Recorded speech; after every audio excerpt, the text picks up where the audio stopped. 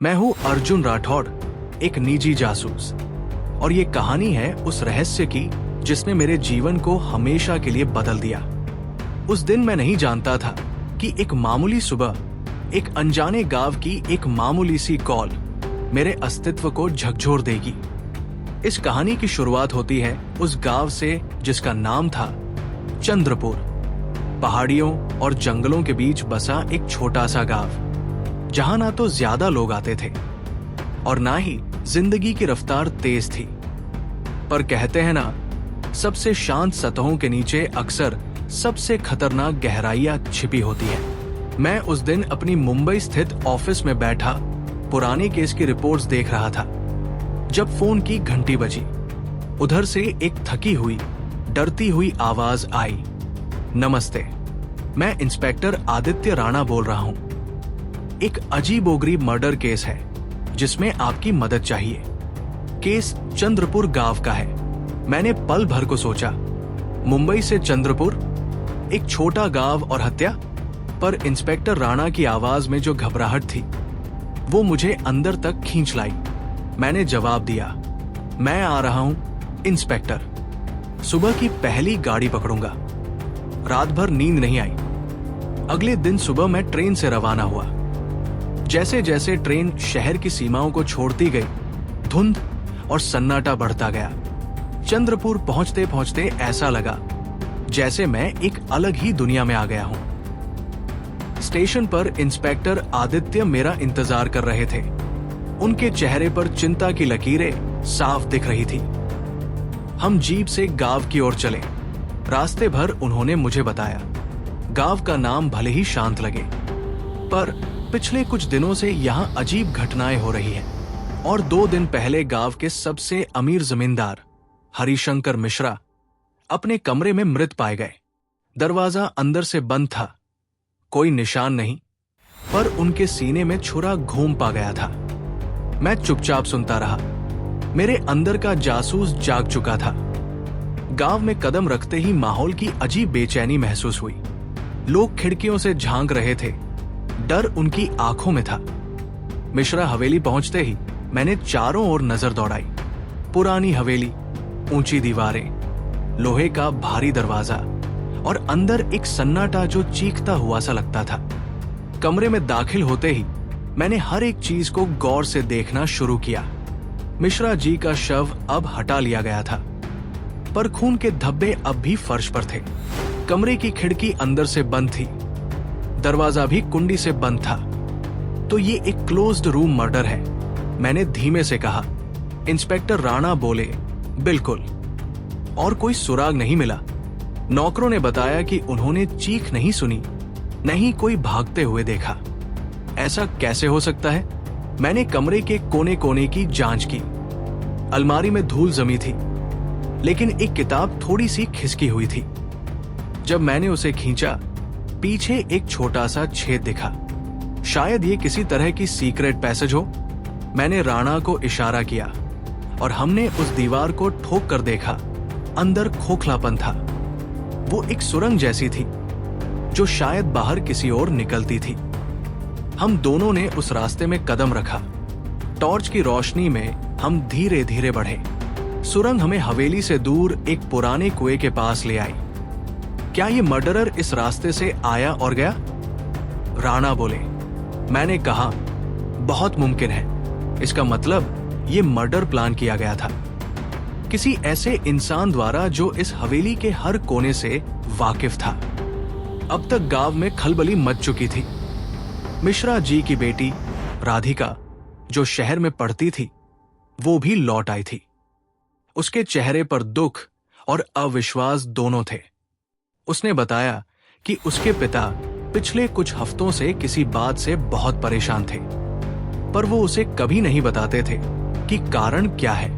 मैंने उससे पूछा, क्या उन्होंने किसी से झगड़ा किया था या किसी से पैसे की लेन देन? राधिका बोली, पापा का गांव में बहुत सम्मान था, पर 1 महीने पहले एक आदमी आया था, विजय। वो खुद को जमींदारी का असली वारिस बताता था। पापा ने उसे तुरंत भगा दिया था। अब कहानी ने नया मोड़ लिया। विजय कौन था? क्या उसका मर्डर से कोई लेना देना था, या ये सिर्फ एक मोहरा था? असली शतरंज तो कोई और खेल रहा था। इसी दौरान गांव में एक और घटना घटी। मिश्रा जी के पुराने नौकर रामू, जो हत्या के समय हवेली में मौजूद था, अगली सुबह कुएं में मृत पाया गया। ये वही कुआं था जहां से सुरंग निकलती थी। राणा गुस्से में बोले, कोई हमारे साथ खेल खेल रहा है। मैंने कहा, और ये खेल अभी शुरू ही हुआ है। मैं अर्जुन राठौड़ अब चंद्रपुर गांव में कदम रख चुका था। गांव के चारों ओर गहरी हरियाली और भीतर पसरी एक अजीब सी खामोशी, जैसे पेड़ भी किसी राज को छिपा रहे हों। स्टेशन से निकलते ही मेरा सामना इंस्पेक्टर आदित्य राणा से हुआ, जिनकी आंखों में नींद की कमी और माथे पर चिंता की लकीरें साफ दिख रही थी। स्वागत है अर्जुन, उन्होंने मेरा बैग थामते हुए कहा। मामला जितना दिखता है उससे कहीं ज्यादा पेचीदा है। चलिए पहले आपको घटनास्थल दिखाता हूं। हम जीप में सवार होकर गांव के एक छोर की ओर बढ़े, जहां एक पुराना हवेलीनुमा घर खड़ा था, वीरान और खंडहर जैसी हालत में। इसी घर में हुआ था वो खौफनाक कत्ल, जिसने चंद्रपुर के लोगों की नींद उड़ा दी थी। मृतक का नाम था राजेंद्रनाथ चौहान, उम्र लगभग 55 साल, एक अमीर जमींदार जिनका गांव में दबदबा था। पर अब वो एक खून से सनी लाश बनकर हवेली के ड्राइंग रूम में पड़ा था। घर की दीवारों पर खून के छींटे थे, जैसे किसी ने जानबूझकर गुस्से में वार किया हो। मैंने आसपास की बारीकियों को देखा। एक पुराना झूमर जिसका एक हिस्सा टूटा हुआ था, खिड़की का शीशा टूटा हुआ और जमीन पर पड़ी एक अधजली मोमबत्ती। ये साधारण कत्ल नहीं था, ये कोई संकेत था, शायद कोई संदेश। मैंने इंस्पेक्टर राणा से पूछा, घटना की रात कौन कौन मौजूद था? राजेंद्रनाथ के घर में उस रात उनका नौकर रमेश, उनकी बहू किरण और एक मेहमान गांव का स्कूल टीचर दिनेश मौजूद थे। तीनों का बयान अलग अलग है, पर एक बात सब में कॉमन है। बिजली रात 11 बजे चली गई थी और तब तक सबने राजेंद्रनाथ को जिंदा देखा था। लाश सुबह 6 बजे मिली। मैंने नोटबुक निकाली और तीनों नाम दर्ज किए। मुझे यकीन था इन तीन में से कोई एक सच नहीं बोल रहा। मैंने सबसे पहले रमेश से बात की। एक सीधा साधा इंसान लगता था, पर उसकी आंखों में एक डर बैठा था। साहब, मैं उस रात रसोई में था। तेज आंधी चल रही थी। फिर अचानक बिजली गई और कुछ देर बाद मुझे किसी के गिरने की आवाज आई। जब मैं ड्राइंग रूम की तरफ गया तो दरवाजा बंद था। किरण कहाँ थी? मैंने पूछा। वो ऊपर अपने कमरे में थी। कह रही थी सिर दर्द है। अगले नंबर पर किरण थी, एक सुंदर पर रहस्यमयी चेहरा। उसकी आंखें सूजी हुई थी, जैसे रात भर सोई न हो। मैं अपने कमरे में थी। पिताजी को चाय देकर ऊपर आ गई थी। फिर बिजली चली गई और मुझे कुछ समझ ही नहीं आया। सुबह रमेश ने आकर बताया कि पिताजी नहीं रहे। मैंने देखा उसने बात करते हुए अपनी चूड़ियों को बार बार छुआ, जैसे घबराहट छिपाने की कोशिश कर रही हो। और अंत में दिनेश, एक पढ़ा लिखा शांत इंसान। मैं बाहर बरामदे में बैठा था। मुझे हवेली के अंदर की बातें नहीं पता। हाँ, चीख जरूर सुनी थी, पर समझ नहीं आया कि क्या हुआ। जब अंदर गया तो दरवाजा बंद था। तीनों की बातों में एक धागा कॉमन था। दरवाजा अंदर से बंद था। मतलब या तो कातिल अब भी अंदर था या फिर खिड़की से भागा था। मैंने खिड़की का टूटा कांच फिर से देखा। उस पर खून का हल्का निशान था। शायद वही रास्ता था। रात को मैं राणा साहब के साथ लौट रहा था जब उन्होंने कहा, गांव में एक और बात है। लोग कहते हैं कि राजेंद्रनाथ किसी पुराने शाप से डरते थे। वो एक पुरानी किताब पढ़ते थे और हवेली में नीचे तहखाना भी है जहां कोई नहीं जाता। अब बात और दिलचस्प हो चुकी थी। एक तहखाना, एक शाप, एक टूटी खिड़की और 3 गवाह जिनकी बातें मेल नहीं खा रही। मैंने तय कर लिया था, अगला कदम होगा तहखाने का दरवाजा खोलना और उन परछाइयों से सामना करना जो शायद वर्षों से वहां छिपी थी। मैं अर्जुन राठौड़ अब तक 3 दिन बीत चुके थे चंद्रपुर में कदम रखे हुए, और हर दिन इस गांव की रहस्यमयी परछाइयां और गहराइयां मुझे और भीतर खींचती जा रही थी। इंस्पेक्टर आदित्य राणा के साथ हमने राजेंद्रनाथ चौहान की हवेली के हर कोने की तलाशी ली थी, लेकिन कुछ था जो लगातार हमारी आंखों से छुपा रहा था। ऐसा लगता था जैसे हवेली खुद अपनी आत्मा में कुछ छिपाए बैठी है, कुछ ऐसा जो अब तक किसी की नजर में नहीं आया। हवेली के बाहर फैली वीरानी, दीवारों पर जमी पुरानी धूल और फर्श पर बिखरे टूटे कांच के टुकड़े हमें कुछ कहने की कोशिश कर रहे थे। तीसरी सुबह हम फिर से हवेली पहुंचे, इस बार कुछ स्थानीय लोगों से बात करने के इरादे से। गांव के एक कोने में पीपल के पुराने पेड़ के नीचे बैठा मिला शिवराम।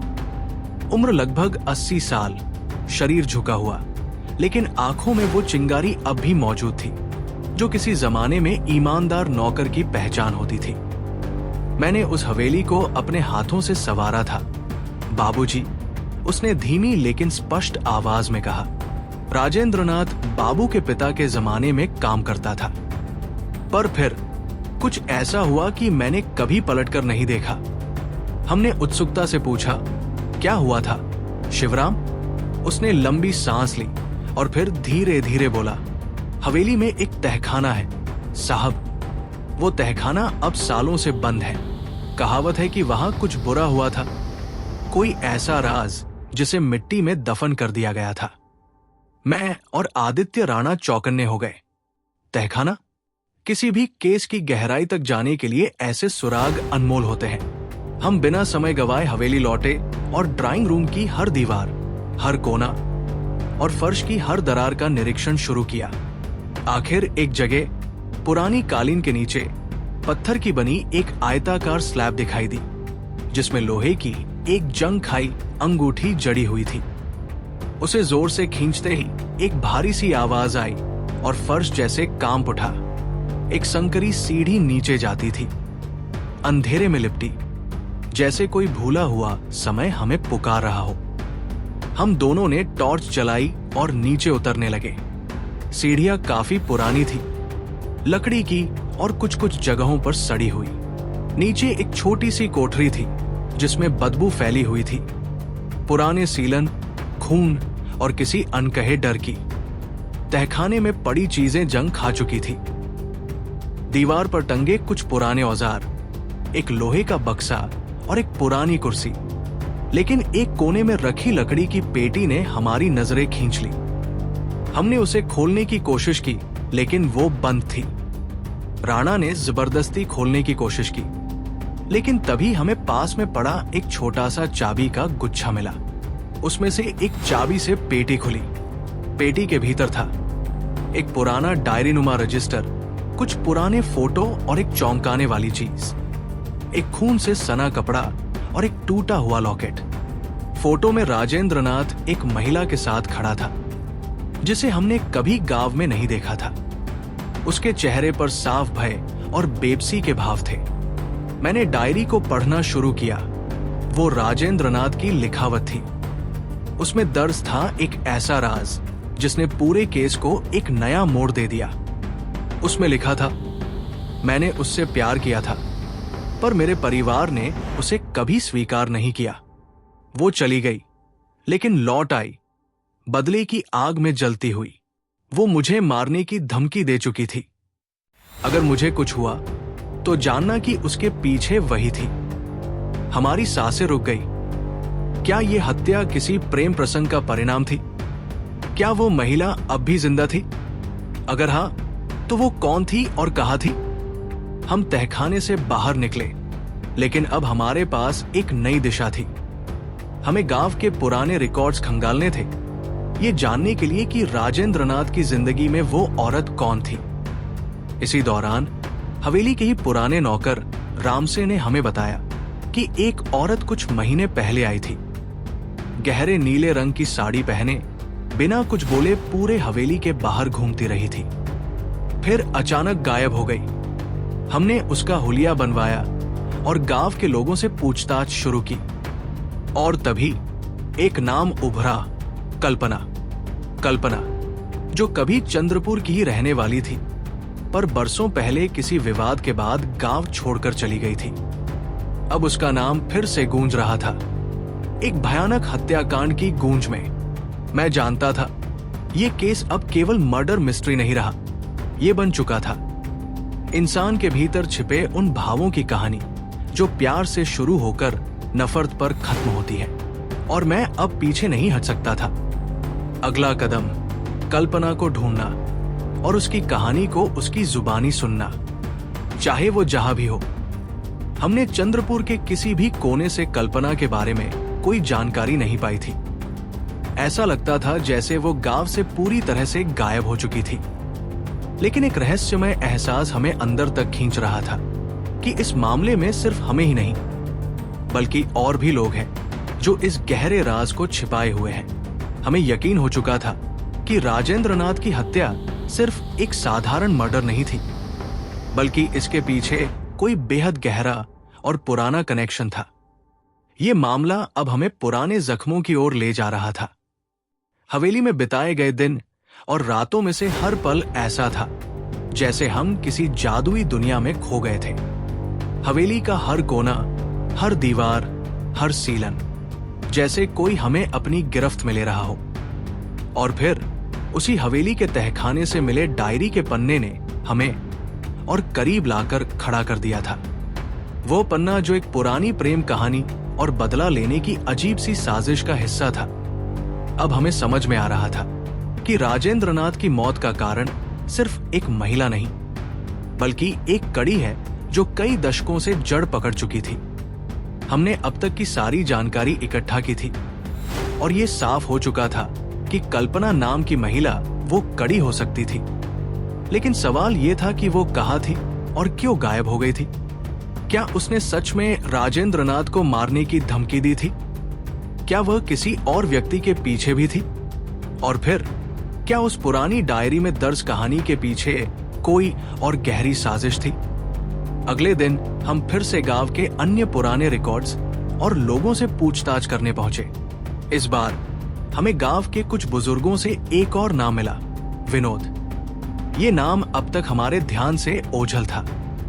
विनोद राजेंद्रनाथ का पुराना दोस्त था जो वर्षों से चुप था, लेकिन उसकी चुप्पी अब हमें संदिग्ध लग रही थी। विनोद के बारे में और जानकारी जुटाने के बाद हमें यह पता चला कि वो पिछले कुछ सालों से गांव में कहीं छुपा हुआ था। उसकी पत्नी, जो एक समय में राजेंद्रनाथ के साथ हवेली के आसपास काम करती थी, अब पूरी तरह से बिस्तर पर पड़ी थी और गहरे मानसिक तनाव में थी।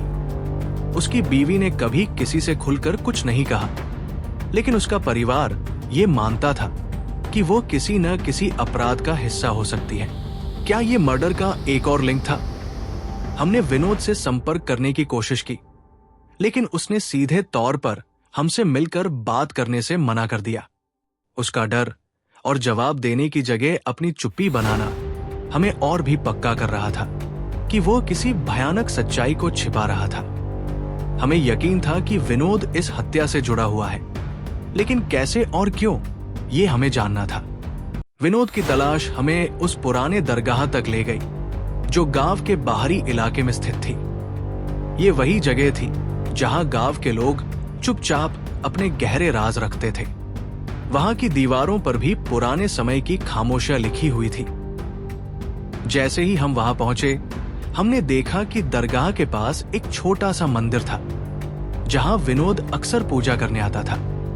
ये जगह अब तक हमारी समझ से बाहर थी, लेकिन हमें यहाँ पर कुछ खास मिल सकता था। मंदिर के पास खड़ी एक पुरानी गाड़ी में हमने देखा कि किसी ने जल्दी जल्दी सामान रखा था। हम बिना देर किए पास गए और तभी हमारी नजरें एक खींची हुई तस्वीर पर पड़ी। ये वही महिला थी जिसका जिक्र डायरी में था, कल्पना। और अब हम समझ गए थे कि वो सिर्फ एक सामान्य प्रेमिका नहीं थी, बल्कि उस राज की कुंजी थी जिसे राजेंद्रनाथ और विनोद दोनों ने छुपाया था। अब हमें यह समझने की जरूरत थी कि इस राज के साथ किसका हाथ था और क्या कल्पना उस राज से ज्यादा जुड़ी हुई थी जितना हमने सोचा था। हमने मंदिर में घुसते हुए विनोद से सामने का सामना किया और उसकी आंखों में जो भय था वो हमें और ज्यादा डराने वाला था। अब हमारे पास दो रास्ते थे, विनोद से सीधे सच्चाई उगलवाना या कल्पना का पीछा करना जो कहीं दूर छुपकर हमें अपने गहरे राज तक पहुंचाने वाली थी। विनोद का डर हमें एक नई दिशा दे रहा था। वो जितना चुप रहने की कोशिश कर रहा था उतना ही हम उस राज के करीब पहुंच रहे थे जिसे वो छुपाने की कोशिश कर रहा था। मंदिर में हम दोनों, अर्जुन और आदित्य, विनोद के पास खड़े थे। उसकी आंखों में घबराहट थी, उसके हाथों में पसीना था और उसकी सांसें तेज हो रही थी। ये वही आदमी था जिसने राजेंद्रनाथ की हत्या की कड़ी को जानने की कोशिश में हमें बार बार मोड़ दिए थे। अब सवाल यह था, क्या विनोद सच में निर्दोष था या वो इस जघन्य हत्या में कहीं न कहीं शामिल था? विनोद को दबाव में डालने के लिए हम दोनों ने उससे सीधे सवाल पूछे। तुम और राजेंद्रनाथ, क्या तुम दोनों के बीच किसी प्रकार का विवाद था? मैंने कड़ाई से पूछा। विनोद कुछ पल चुप रहा, फिर उसने सिर झुका लिया। हाँ, उसने आखिरकार स्वीकार किया। हमारे बीच बहुत पुराने कड़वे रिश्ते थे, लेकिन मुझे यकीन नहीं था कि मामला इस हद तक जाएगा। राजेंद्रनाथ ने मेरे सामने कभी उस महिला का नाम नहीं लिया, लेकिन मैं समझता था कि कुछ तो था। जब मैं जान गया कि वो उसकी जिंदगी का हिस्सा बन चुकी है, तो कुछ ऐसा हुआ जिससे मेरा दिल टूट गया था। हम चुपचाप उसकी बातों को सुनते रहे, जबकि उसका मन हल्का होने लगा। विनोद का डर अब थोड़ी देर के लिए खत्म हो चुका था, लेकिन उसकी बातें हमें नए सवालों की ओर ले जा रही थी। क्या वह सिर्फ एक गवाह था या वह इस हत्या में कहीं और भी शामिल था? क्या तुमने कल्पना को कभी देखा था? आदित्य ने पूछा, क्योंकि वह जानता था कि अगर विनोद इस बारे में कुछ जानता है तो ये हमारे लिए एक बड़ा सुराग हो सकता था। विनोद ने धीरे से सिर झुका लिया। मैंने उसे आखिरी बार बहुत साल पहले देखा था। वो तब भी राजेंद्रनाथ के साथ थी और फिर अचानक वो गायब हो गई, या शायद मुझे उस वक्त यही लगा कि वो खुद ही छोड़कर चली गई थी। लेकिन अब मुझे लगता है कि वो कभी नहीं गई। वो कहीं छुपी हुई थी और उसने एक खतरनाक खेल खेला था। उसकी आवाज में अब डर और गुस्सा दोनों थे। क्या तुमने कभी उसे हवेली में देखा था? मैंने फिर से पूछा, क्योंकि हवेली का रहस्य अब और गहरा हो चुका था। नहीं, लेकिन राजेंद्रनाथ से मेरी मुलाकात उस दिन हुई थी जब वो मुझे तहखाने के बारे में बताने आया था। वो बहुत घबराया हुआ था। उसने कहा था कि वो खुद को और अपने परिवार को बचाने के लिए किसी भी हद तक जा सकता था। और तब मैंने देखा कि हवेली में कुछ बदल चुका था। वो अचानक से एक औरत के लिए मरने को तैयार था। मुझे समझ नहीं आया, लेकिन अब मुझे लगता है कि सब कुछ उसी औरत से जुड़ा था। विनोद ने गहरी सांस ली और कहा, हमें अब ये समझ में आ गया था कि राजेंद्रनाथ की हत्या सिर्फ एक साधारण हत्या नहीं थी। ये एक जटिल रहस्य था जिसमें प्यार, विश्वासघात और बदला जैसे जटिल मुद्दे थे। लेकिन अब हमारे पास एक नई दिशा थी।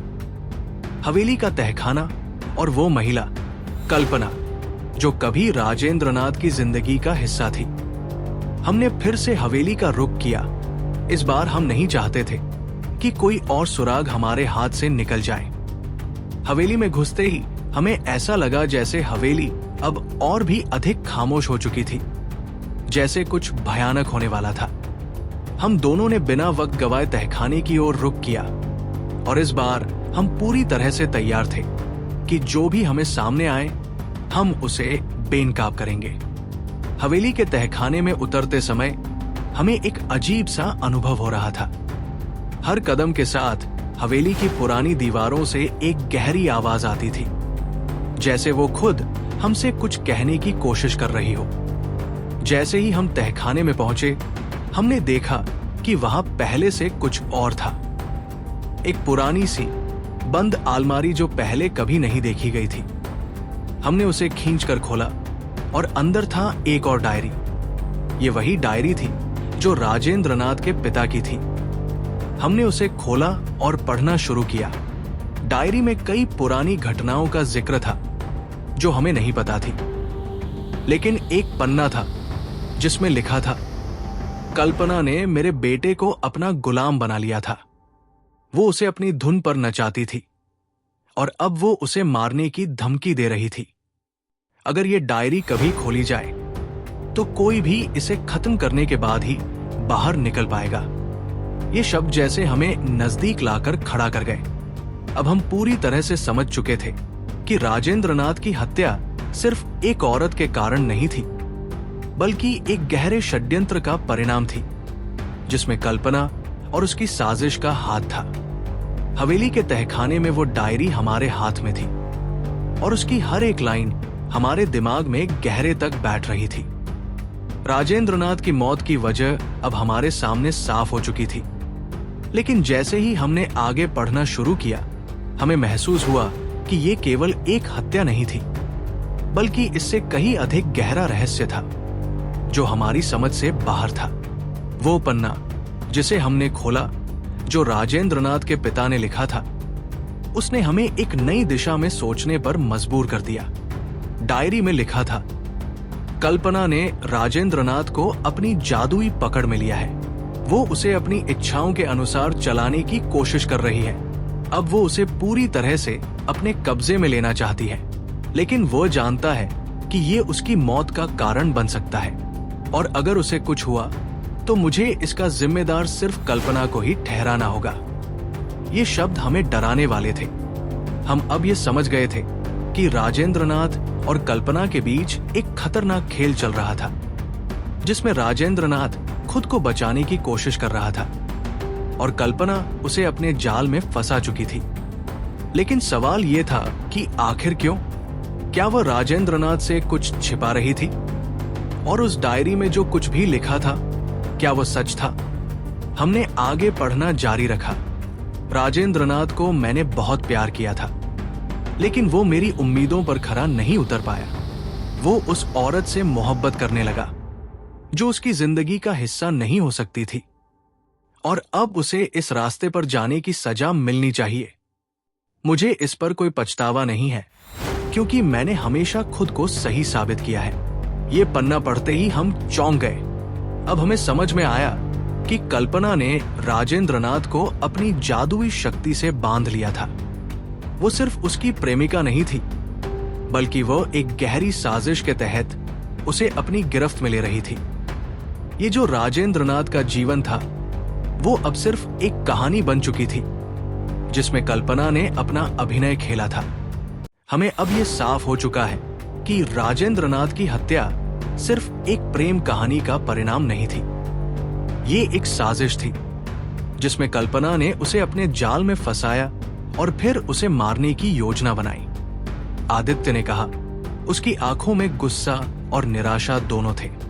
लेकिन क्या वो अकेली थी या उसके साथ कोई और था? हमारे पास अब बहुत सारे सवाल थे। एक और डायरी पन्ना हमारे सामने था और ये हमें एक नई जानकारी दे रहा था।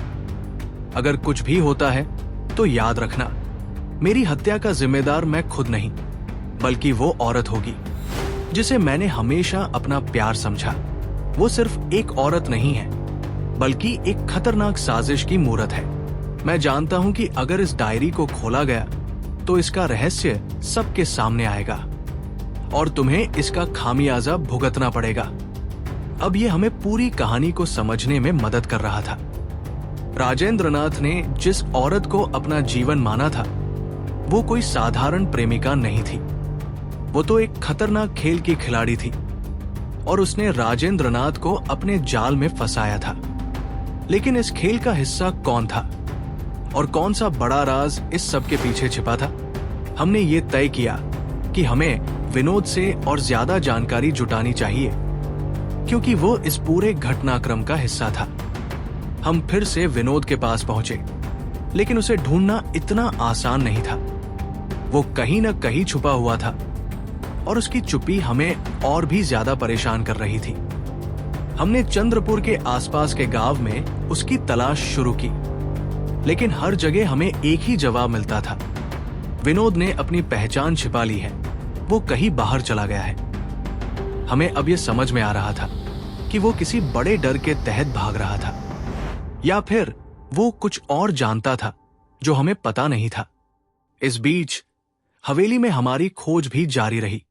जब हम तहखाने में फिर से गए तो हमें एक और अजीब चीज मिली, एक पुराना कागज जिसमें एक और नाम था, राणे।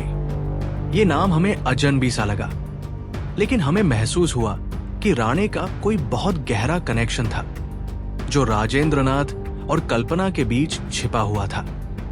राणे, ये नाम कहीं न कहीं हमें जरूर कुछ न कुछ बताएगा, मैंने कहा, और हम दोनों इस नए सुराग के पीछे लग गए। हमने तय किया कि अब हमें राणे के बारे में और जानकारी जुटानी होगी। राणे, जो शायद इस पूरी साजिश का एक हिस्सा था, हमें उस तक पहुंचने के लिए अब और भी ज्यादा कोशिश करनी थी। हमने अपनी तलाश जारी रखी, क्योंकि हम अब जानते थे कि हम केवल एक हत्या के केस को नहीं सुलझा रहे थे, बल्कि एक पूरी दुनिया की सच्चाई को उजागर करने की दिशा में बढ़ रहे थे। और हम इस रहस्य को बेनकाब करने तक रुके नहीं थे। राणे का नाम जैसे ही हमारी खोज में आया, हम दोनों को महसूस हुआ कि अब हम सिर्फ एक हत्या के केस की तहकीकात नहीं कर रहे थे, बल्कि एक जटिल जाल में उलझे हुए थे, जिसे कोई मास्टरमाइंड बहुत ही सावधानी से बुन रहा था। ये एक ऐसा रहस्य था जो धीरे धीरे हमारे सामने आ रहा था, और हर कदम पर नए सवाल पैदा हो रहे थे। हमने राणे के बारे में जानकारी जुटाने की शुरुआत की।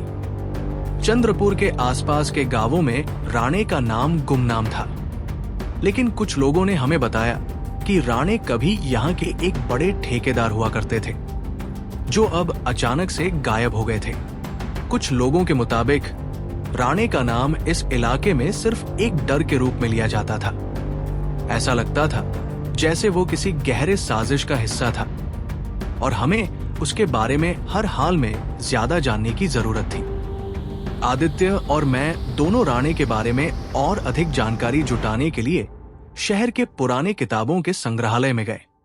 वहां हमें राणे के बारे में पुरानी दस्तावेजें मिली, जो हमें और अधिक चौंका रही थी। राणे ने कई बड़े विवादों में हिस्सा लिया था, लेकिन एक मामला ऐसा था जो हमें सबसे ज्यादा हैरान करने वाला था, राजेंद्रनाथ का मामला। ये मामला इतना खतरनाक था कि उसे हमेशा कवर किया गया था, और धीरे धीरे उसके बारे में सब कुछ चुप कर दिया गया था। जैसे ही हम उस पुराने दस्तावेज को पढ़ने लगे, उसमें हमें एक बात साफ नजर आई। राणे का और राजेंद्रनाथ का रिश्ता बहुत ही जटिल था। राणे का राजेंद्रनाथ के परिवार से कोई गहरा संबंध था, जो कि हम पहले नहीं जानते थे। ऐसा लगता था कि राणे ने राजेंद्रनाथ को कभी भी अपना दुश्मन मान लिया था, और इस दुश्मनी ने एक नया मोड़ लिया था। राजेंद्रनाथ को मारने का कारण सिर्फ कल्पना नहीं थी, राणे ने भी इस साजिश में अपनी भूमिका निभाई थी। आदित्य ने कागजों को पढ़ते हुए कहा। उसकी आवाज में संजीदगी और गुस्सा दोनों था। राणे ने राजेंद्रनाथ को जानबूझकर इस जाल में फंसाया था, ताकि उसकी मौत के बाद वो सब कुछ अपने कब्जे में ले सके। अब हमें समझ में आने लगा था कि ये हत्या कोई साधारण हत्या नहीं थी, बल्कि एक बड़ी साजिश थी, जिसमें कल्पना, राणे और शायद विनोद का भी हाथ था। राणे के साथ राजेंद्रनाथ की दुश्मनी की वजह से उसकी मौत हो गई, और हम अब उस सच्चाई के करीब पहुंच रहे थे जिसे छुपाया गया था। लेकिन क्या राणे ने अकेले ये सब किया था? क्या उसकी योजना में और भी कोई व्यक्ति शामिल था?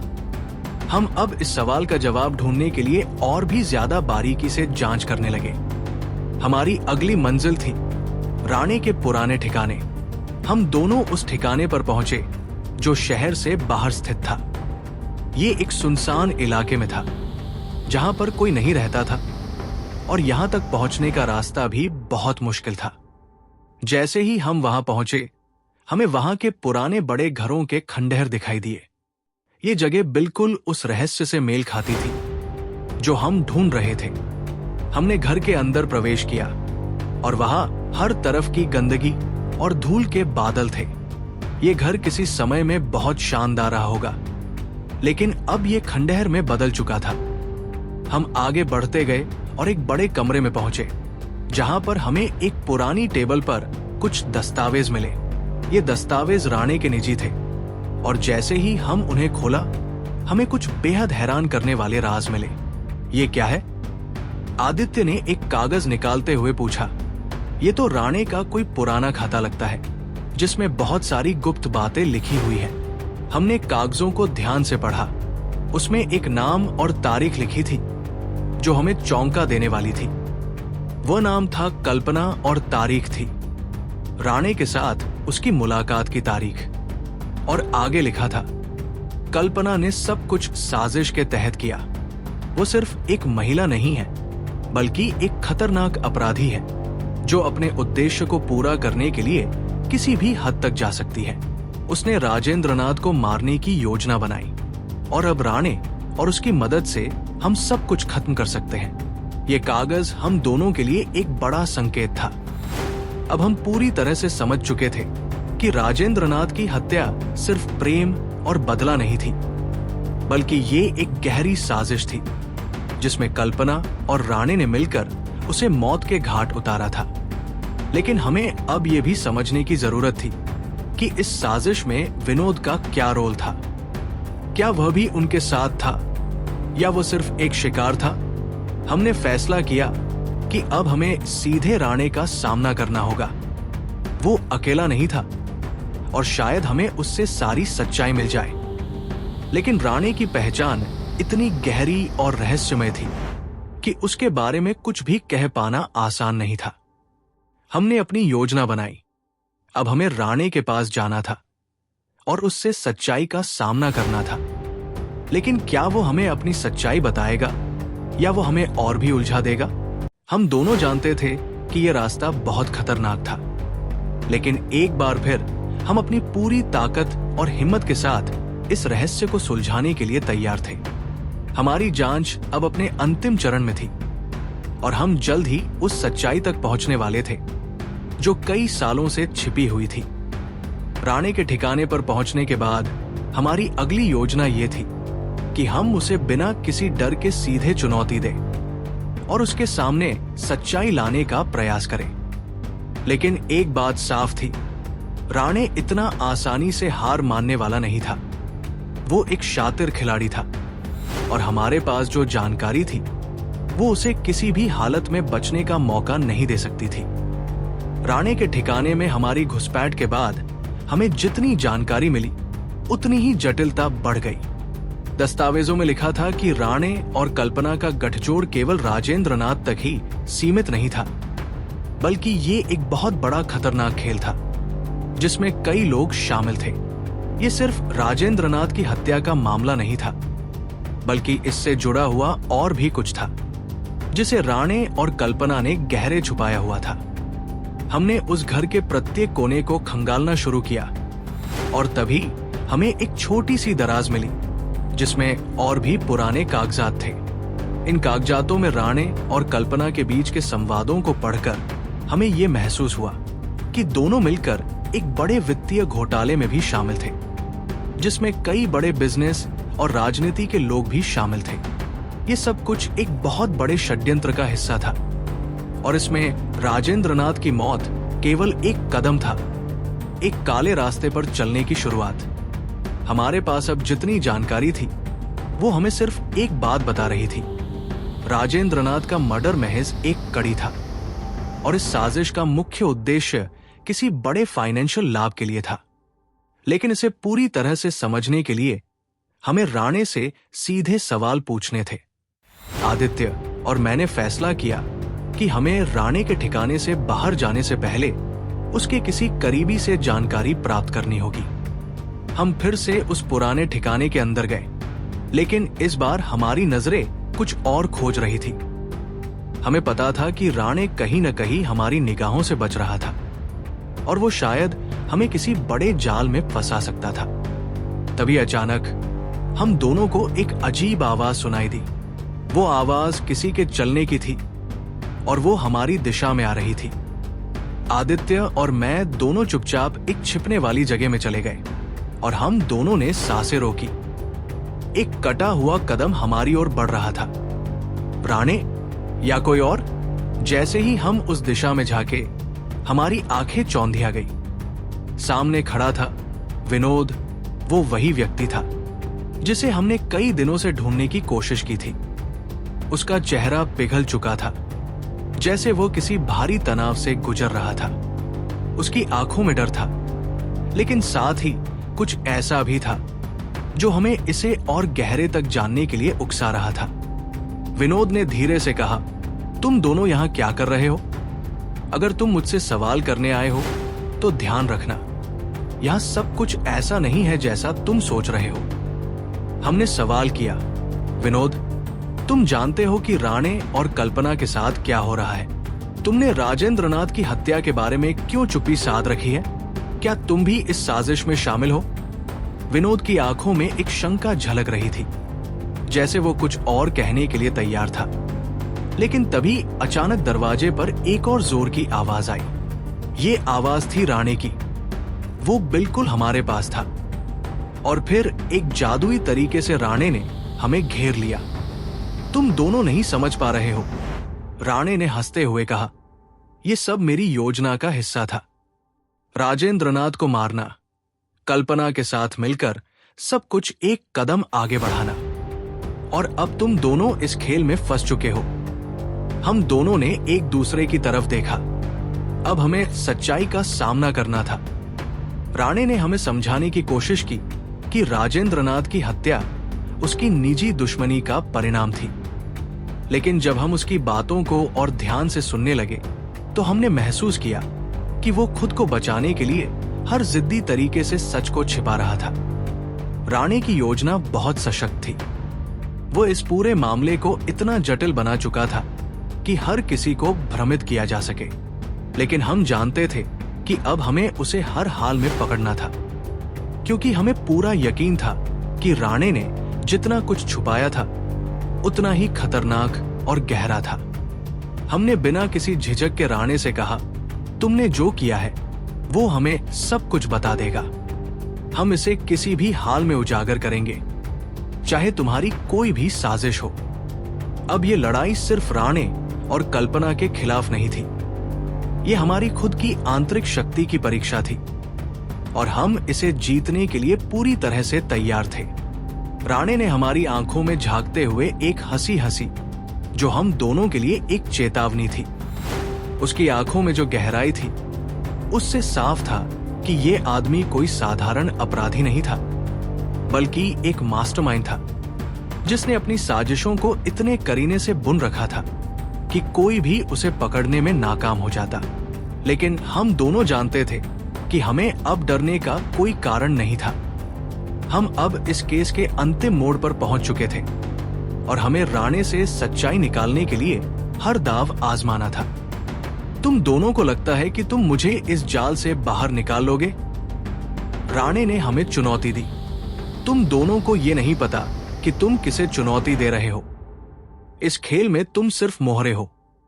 उसकी बातें सुनकर हम दोनों के मन में एक सवाल गूंज रहा था, क्या यह आदमी सचमुच इतना शक्तिशाली था, या वो सिर्फ हमें डराने की कोशिश कर रहा था? लेकिन एक बात साफ थी, राणे ने जितनी साजिशों को अंजाम दिया था, वो हमारे सामने उसकी दिमागी शातिरता का सबूत था। हम अब ये नहीं सोच सकते थे कि वो अकेला था। राणे, हम जानते हैं कि तुम अकेले नहीं हो। मैंने कहा, तुम्हारे साथ और लोग हैं जिनका हम पहले ही पीछा कर चुके हैं। तुम्हारे साथ कल्पना का हाथ है, और ये खेल उससे कहीं बड़ा है जितना तुमने सोचा था। राणे के चेहरे पर एक हल्की सी मुस्कान आई, जैसे उसे हमारी बातों से कोई फर्क न पड़ा हो। लेकिन उसकी मुस्कान में एक गहरी छुपी हुई घबराहट भी थी। उसे पता था कि अब हम उसकी योजनाओं के करीब पहुंच चुके हैं, और हर गुजरते मिनट के साथ उसे डर था कि उसकी सच्चाई बाहर आ सकती है। तुम दोनों सही सोच रहे हो, राणे ने कहा, लेकिन तुम समझ नहीं पा रहे हो कि ये सब मेरे लिए कितनी बड़ी कीमत चुका है। कल्पना और मैं एक साथ काम कर रहे थे, लेकिन जब मुझे लगा कि चीजें बाहर जा सकती हैं, तो मैंने अपनी राह बदलने का फैसला किया। अब तुम जो जान रहे हो वो मेरे लिए एक खतरा बन चुका है।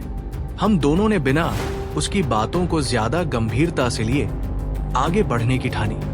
राणे ने अपनी बातों को विराम देते हुए कहा, तुम दोनों को जिस खेल में लाया गया है उसका परिणाम तुम चाहकर भी बदल नहीं पाओगे। अब तुम बस इंतजार करो और देखो जो होने वाला है। आदित्य और मैंने राणे को नजरअंदाज करते हुए, उसकी हवस और गुस्से को बर्दाश्त करते हुए उसके कारनामों के पीछे की पूरी सच्चाई जानने की ठानी। लेकिन एक बात हमें पूरी तरह से समझ में आ गई थी, राणे का जाल हमसे ज्यादा गहरा था और जितना हम आगे बढ़ेंगे उतना ही हम और उलझेंगे।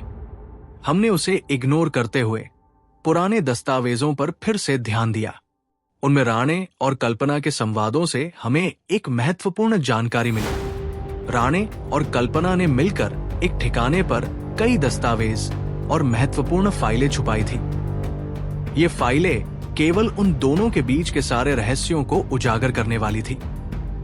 और जैसे ही हमें इन फाइलों का पता चला, हमें समझ में आया कि यही वो कड़ी थी जो हमें राणे और कल्पना के असली मंसूबों तक पहुंचाने वाली थी। हमने तय किया कि हमें अब राणे और कल्पना को उनके आखिरी कदम तक पकड़ना होगा। अगर हमने इन फाइलों को पाकर इन दोनों की साजिशों को उजागर किया तो शायद हम इस खतरनाक खेल को खत्म कर सकते थे। राणे अब हमारी पकड़ से बाहर था, लेकिन इन फाइलों ने हमें एक नया रास्ता दिखाया। हमने तुरंत अपनी योजना बनाई। अब हमें उस ठिकाने तक पहुंचने की जरूरत थी जहां ये फाइलें छुपाई गई थी। ये ठिकाना चंद्रपुर के बाहरी इलाके में था और वहां तक पहुंचने का रास्ता बेहद कठिन था। हम दोनों ने अपना सामान इकट्ठा किया और रात के अंधेरे में वह रास्ता पकड़ लिया। हम चंद्रपुर के बाहरी इलाके में एक कच्चे रास्ते पर चल रहे थे जब आदित्य ने मेरी तरफ देखा और बोला, तुम्हें लगता है कि हम राणे को पकड़ पाएंगे? उसका दिमाग तो बहुत तेज है। मैंने गहरी सांस ली और कहा, हमारा इरादा अब सिर्फ राणे और कल्पना को पकड़ने का नहीं है। हम उन दोनों की पूरी साजिश को उजागर करने वाले हैं, चाहे इसके लिए हमें कितनी भी मुश्किलें क्यों न झेलनी पड़ी हो। अचानक हमें अपने लक्ष्य के पास एक पुराना खंडहर दिखा। ये वही जगह थी जहां हमें उन दस्तावेजों को ढूंढने की उम्मीद थी। जैसे ही हम उस खंडहर के अंदर गए, हमारी आंखों के सामने एक दरवाजा दिखा जो पूरी तरह से बंद था, लेकिन दरवाजे के पास एक छोटा सा ताला पड़ा हुआ था और एक चाबी की जरूरत थी। हमारे पास वक्त नहीं था, लेकिन किसी तरह आदित्य ने ताला खोलने की कोशिश की। हम जानते थे कि हमारी असली लड़ाई अब शुरू होने वाली थी। जैसे ही दरवाजा खुला, हमारे सामने वो सब कुछ था जो हम ढूंढ रहे थे। लेकिन क्या हम उस रहस्य को पूरी तरह से जान पाएंगे? क्या हम इस साजिश को खत्म कर पाएंगे? ये सवाल अब हमारे मन में थे और हम आगे बढ़ने के लिए तैयार थे। दरवाजा खोलते ही हमारी आंखों के सामने एक पुरानी सी तहखाना जैसा कमरा था। कमरे के अंदर की हवा में गहरी नमी थी, जैसे यहां काफी समय से किसी ने कदम न रखा हो। हम दोनों का दिल तेजी से धड़क रहा था। आदित्य ने मुझे इशारे से बताया कि वो कमरे को अच्छे से खंगालता है और मुझे बाहर खड़े रहकर निगरानी रखने को कहा। हमारी सोच थी कि अगर राणे या कल्पना ने किसी तरह से हमें फंसाने की कोशिश की तो हम कम से कम सावधान रहेंगे। लेकिन कमरा पूरी तरह से शांत था और हमें वहां किसी की मौजूदगी का एहसास नहीं हुआ। आदित्य ने कमरे के चारों कोनों को ध्यान से देखा और तब उसे एक पुरानी लकड़ी की अलमारी दिखाई दी। अलमारी से निकले कागजों को देखकर आदित्य की आंखों में चमक आ गई। ये रहे वो कागजात। आदित्य ने धीरे से कहा, ये वही फाइलें हैं जो हमें चाहिए थी। मैंने तेजी से आदित्य की ओर देखा और फाइलों को ध्यान से लिया। ये कागजात न केवल राणे और कल्पना के बीच के संवाद थे, बल्कि इनसे पता चलता था कि वे केवल हत्या की साजिश नहीं रच रहे थे, बल्कि वे एक बड़े पैमाने पर धन लाभ के लिए भ्रष्टाचार में भी शामिल थे। यहाँ तक कि इन दस्तावेजों से हमें यह भी पता चला कि राणे और कल्पना का संबंध अब एक तरह के माफिया नेटवर्क से था जो अंतर्राष्ट्रीय स्तर पर फैला हुआ था। इन फाइलों को लेकर हमें पुलिस के पास जाना होगा मैंने कहा, अगर ये सच है तो राणे और कल्पना दोनों के खिलाफ एक बड़ी कार्रवाई हो सकती है। बिल्कुल, आदित्य ने कहा, लेकिन हमें यह भी ध्यान रखना होगा कि राणे किसी भी कीमत पर इन फाइलों को पाने की कोशिश करेगा। हमें उसे पहले पकड़ना होगा। तभी अचानक कमरे की बत्तियां फ्लिकर करने लगी और एक तेज सी आवाज सुनाई दी। हमें समझ में आ गया कि अब हमें फंसाया जा चुका था।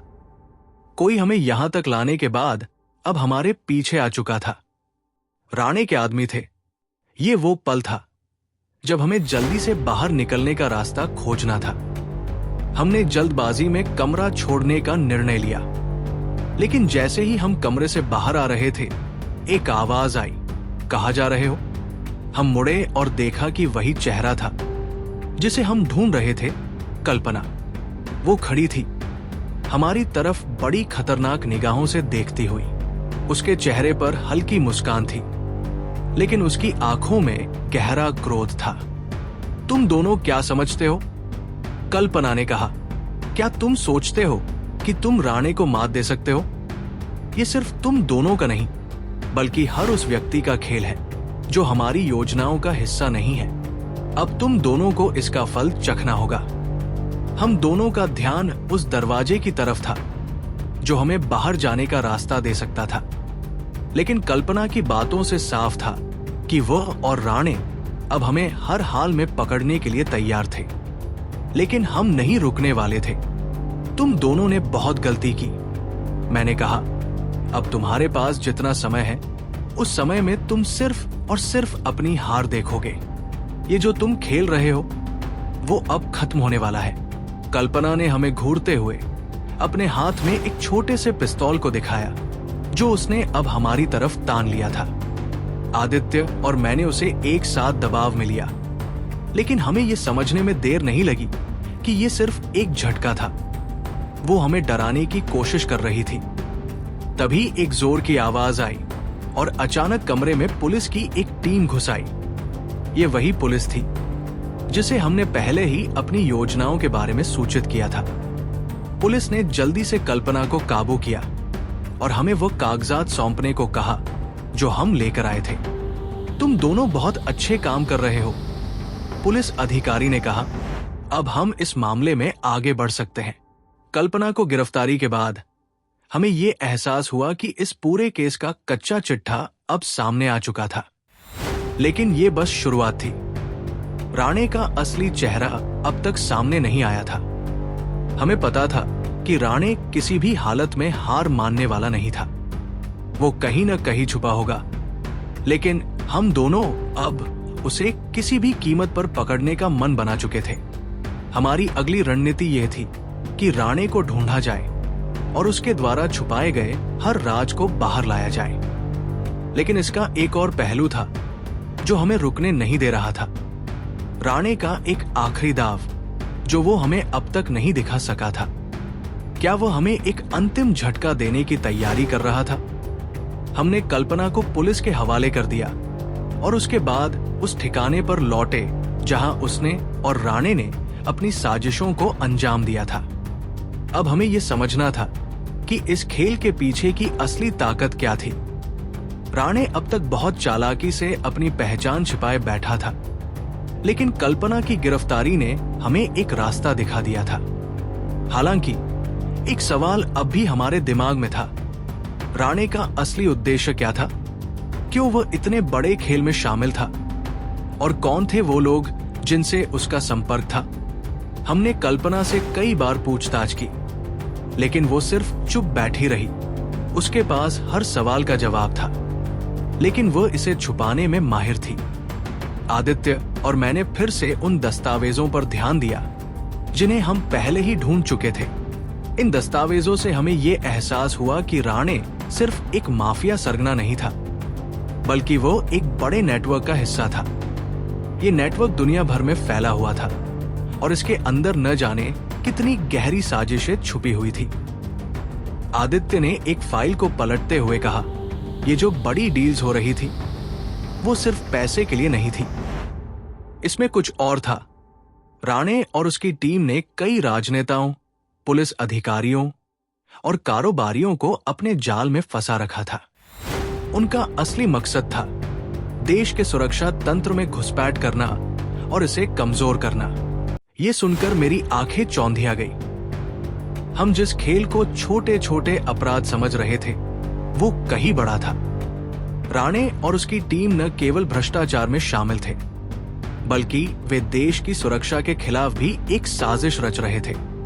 ये अब हम पर निर्भर था कि हम उसे पूरी तरह से बेनकाब करें। हमने अपनी योजना बनाई कि राणे के नेटवर्क का पर्दाफाश किया जाए, लेकिन ये एक खतरनाक कदम था। हमें अब उसके साथ साथ उसके सभी सहयोगियों को भी पकड़ना था। हमने पहले ही पुलिस से समर्थन लिया था, लेकिन हमें यह भी एहसास था कि राणे के पास काफी संपर्क थे और उसकी कोई भी चाल हमें चौंका सकती थी। रात्रि का समय था और हम दोनों एक बार फिर से राणे के गुप्त ठिकाने की ओर बढ़े। पुलिस को पहले ही सूचित कर दिया गया था और वे हमारी मदद के लिए तैयार थे। हम धीरे धीरे उस स्थान की ओर बढ़ रहे थे जहां हमें पता था कि राणे छुपा होगा। ये एक पुरानी हवेली थी जो अब खंडहर में बदल चुकी थी। अंदर का माहौल डरावना था और हर कदम पर हमें ये एहसास हो रहा था कि ये जगह किसी बड़े राज का खजाना हो सकती है। हमने हवेली के दरवाजे को धीरे से खोला। अंदर की सन्नाटा और अंधेरा हमें एक रहस्यमयी एहसास दे रहा था। जैसे ही हम अंदर पहुंचे, अचानक एक हल्की सी आवाज सुनाई दी। तुम दोनों आखिरकार यहाँ पहुंच ही गए, एक गहरी आवाज ने कहा। हमारे दिल की धड़कन बढ़ गई। वो आवाज हमें किसी परिचित से ज्यादा दूर नहीं लग रही थी। हम मुड़े और देखा राणे। वो हमारे सामने खड़ा था, लेकिन उसकी आंखों में पहले जैसा आत्मविश्वास नहीं था। वो थोड़ा घबराया हुआ सा दिख रहा था, जैसे उसे हमारे आने का पहले से अंदाजा हो। तुमने मेरी साजिशें पकड़ ली, लेकिन अब तुम दोनों मेरे जाल में फंस चुके हो, राणे ने मुस्कुराते हुए कहा। तुम दोनों ये समझ नहीं पा रहे कि तुमने किसे चुनौती दी है। तुम दोनों को अब इसके परिणाम भुगतने होंगे। राणे, तुमने जो भी किया है वो अब तुम्हारे खिलाफ जाएगा। मैंने कहा, हमने तुमसे ज्यादा खतरनाक लोगों को देखा है और तुम अब हमारे जाल में फंसे हुए हो। राणे ने कड़वी हंसी हंसी और फिर एक कदम आगे बढ़ते हुए कहा, तुम दोनों को लगता है कि तुमने मुझे पकड़ लिया है। तुम गलत हो। अगर तुम दोनों अब मुझे हराने का सोच रहे हो तो तुम्हें ये जान लेना चाहिए कि मेरे पास अब तुम्हारी कोई मदद नहीं होने वाली। इतना कहकर राणे ने अचानक एक बटन दबाया और कमरे के अंदर अंधेरा फैल गया। हमें समझ में आ गया कि अब हमें अपने आप को बचाने के लिए हर कदम सोचना होगा। अचानक कमरे के चारों ओर तेज रोशनी और कुछ ब्लास्ट की आवाजें आईं। राणे ने हमें ट्रैप में फंसा दिया था। ये कोई आम साजिश नहीं थी, बल्कि वो अब हमसे बदला लेने के लिए तैयार था। अब तुम दोनों मेरे साथ मेरी मौत की तरफ बढ़ रहे हो, राणे ने कहा और उसकी हंसी कमरे में गूंजने लगी। आदित्य और मैंने एक दूसरे को देखा।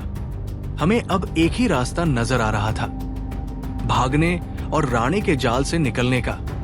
जैसे ही राणे ने एक और बटन दबाया, हम दोनों तेजी से दौड़े और एक छोटे से छेद के जरिए बाहर निकले। पुलिस हमारी मदद के लिए पहले ही बाहर इंतजार कर रही थी और जैसे ही हम बाहर पहुंचे, पुलिस ने राणे को पकड़ लिया। लेकिन ये जीत सिर्फ एक शुरुआत थी। हमें अब इस खेल को खत्म करना था और राणे के हर सहयोगी को पकड़ना था। ये उस रहस्य का सिर्फ एक हिस्सा था जिसे हम अभी तक नहीं समझ पाए थे।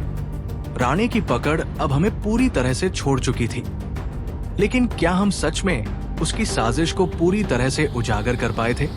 राणे को पकड़ने के बाद हम समझ गए थे कि ये महज एक सफलता नहीं थी, बल्कि ये हमारी पूरी यात्रा का महत्वपूर्ण मोड़ था। हम पुलिस के साथ मिलकर हर कदम पर काम कर रहे थे ताकि राणे और उसके नेटवर्क को पूरी तरह से नष्ट किया जा सके। जो रहस्य अब तक छुपा हुआ था वो धीरे धीरे हमारे सामने आ रहा था। राणे के खिलाफ साक्ष्य मजबूत होते जा रहे थे और पुलिस ने उसकी साजिशों के सारे पहलू उजागर करने की योजना बनाई थी। कुछ दिन बाद हमें यह खबर मिली कि राणे और उसके साथियों के खिलाफ पूरी तरह से कार्रवाई हो गई थी। राणे की गिरफ्तारी के बाद उसकी बाकी टीम के सदस्य भी गिरफ्तार कर लिए गए थे। उस माफिया नेटवर्क का पर्दाफाश हो चुका था और अब हमें यह एहसास हुआ कि हमने केवल एक अपराधी को ही नहीं बल्कि एक पूरी साजिश को भी नष्ट किया था। कल्पना, जो राणे की सबसे करीबी सहयोगी थी, अब जेल में थी और उसके खिलाफ सभी आरोप साबित हो चुके थे। पुलिस ने उसके द्वारा किए गए हर अपराध की जानकारी इकट्ठा की और अदालत में पेश की। कल्पना ने आखिरी वक्त में सारी सच्चाई को स्वीकार किया और उसने ये भी बताया कि राणे ने उसकी मदद से कई बड़े अपराधों को अंजाम दिया था। ये भी सामने आया कि राणे का नेटवर्क न केवल देश में बल्कि विदेशों में भी फैला हुआ था और उसने कई प्रभावशाली लोगों को अपने जाल में फंसा रखा था। आदित्य और मैंने अब यह महसूस किया कि हम जिस मिशन पर निकले थे वो केवल एक हत्या का केस नहीं था बल्कि एक जटिल साजिश का हिस्सा था जो हमें पूरी दुनिया की राजनीति और अपराध की गहरी सच्चाई से रूबरू करवा रहा था। हम दोनों ने मिलकर ये सुनिश्चित किया कि इस मामले में हर पहलू को सही तरीके से निपटाया जाए और किसी भी दोषी को बख्शा न जाए।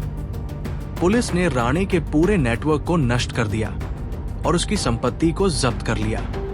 अदालत में उसकी सुनवाई चल रही थी और एक दिन उसने सब कुछ स्वीकार कर लिया। उसके द्वारा की गई हर गलत हरकत, हर साजिश और हर अपराध, अदालत ने उसे सजा दिलाई और अंततः उस माफिया नेटवर्क का सफाया हो गया। हम दोनों को पुलिस और अदालत से सराहना मिली। इस केस को हल करने में हमारे प्रयासों को सभी ने सराहा, लेकिन हमें इस सफलता से संतुष्ट नहीं होना था क्योंकि ये सिर्फ एक शुरुआत थी।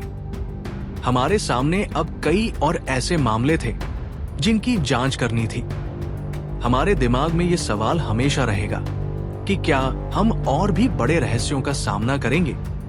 क्या हमें और भी खतरनाक अपराधियों का सामना करना पड़ेगा? एक शाम जब हम दोनों थकेहारे घर लौट रहे थे, आदित्य ने कहा, देखो, हम जिस दिशा में बढ़ रहे हैं वहां हमारी जिम्मेदारी और बढ़ती जाएगी। ये केस सिर्फ एक अध्याय था, लेकिन हमारी कहानी अब भी अधूरी है। हाँ, मैंने कहा, हमने एक अध्याय पूरा किया, लेकिन इस दुनिया में सच की तलाश कभी खत्म नहीं होती। ये यात्रा अभी जारी रहेगी और हम उन रहस्यों को उजागर करेंगे जो हमारे सामने आ रहे हैं। हम दोनों चुपचाप चलते रहे क्योंकि हमें पता था कि ये कहानी अब खत्म नहीं हुई थी। हम अपने काम में पूरी तरह से डूबे हुए थे और हर नए केस के साथ हम और अधिक अनुभवी होते जा रहे थे। लेकिन एक बात तय थी, हम कभी हार नहीं मानेंगे और हर सच्चाई को सामने लाएंगे, क्योंकि हम थे वो जो कभी पीछे नहीं हटते। और इस तरह एक और केस हल हुआ, एक और रहस्य सुलझा और हमारी कहानी एक नए मोड़ की ओर बढ़ गई। हमारे अगले वीडियो के लिए जुड़े रहें। हम जल्द ही नए वीडियो के साथ मिलेंगे।